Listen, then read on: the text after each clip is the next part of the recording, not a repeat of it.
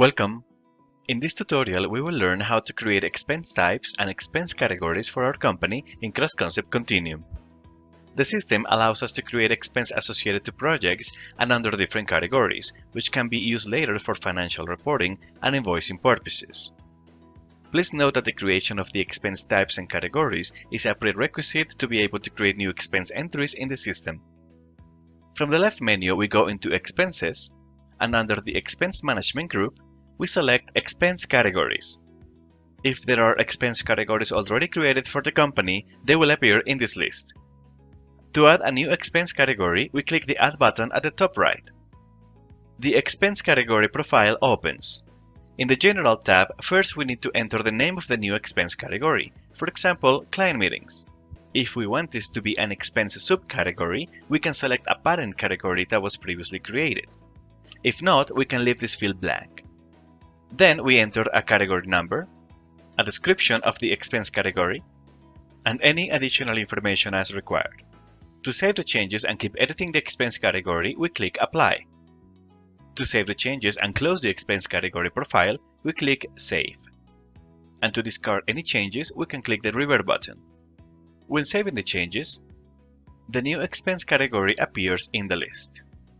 From here, we can view the profile or edit the profile. We can also remove the expense category by clicking the X icon under the Action column. Now that we have created a new expense category, we can create an expense type under it. From the left menu, we go into Expenses, and under the Expense Management group, we select Expense Types. If there are expense types already created for this company, they will appear in the list. Please note that from here, we can also switch to the expense category view that we just reviewed. To add a new expense type, we click the Add button at the top right. The expense type profile opens. First, we need to enter the name of the expense type, for example, Lunch for Clients.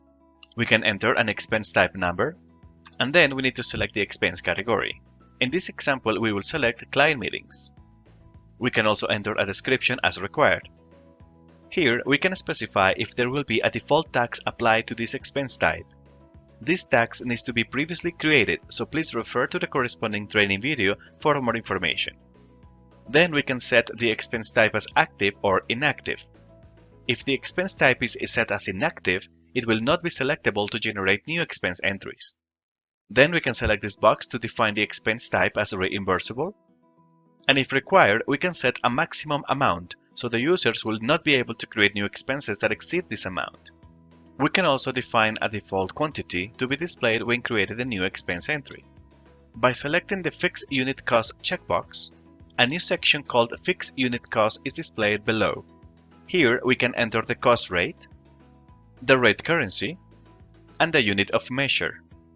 These values will be reflected when creating a new expense entry. To save the changes and keep editing the expense type, we click Apply. To save the changes and close the expense type profile, we click Save. And to discard any changes, we can click the Revert button. Now that the new expense type is saved, it appears listed in the grid. Please note that we can also make changes directly from the grid, for example in the checkboxes to make the expense type as reimbursable. Or we can also update the description. We can also select new options in some fields by clicking the drop-down arrow. To save the changes, we click the Save button at the top right. Under the Action column, we can also view the expense type profile, edit the expense type, and delete the expense type. In the grid, we also have options to sort the expense types, and use a filter criteria to narrow the list. This is useful, for example, if we have a large list of expense types. We hope you find these instructions useful in your company configuration in CrossConcept Continuum. Thank you for watching this tutorial.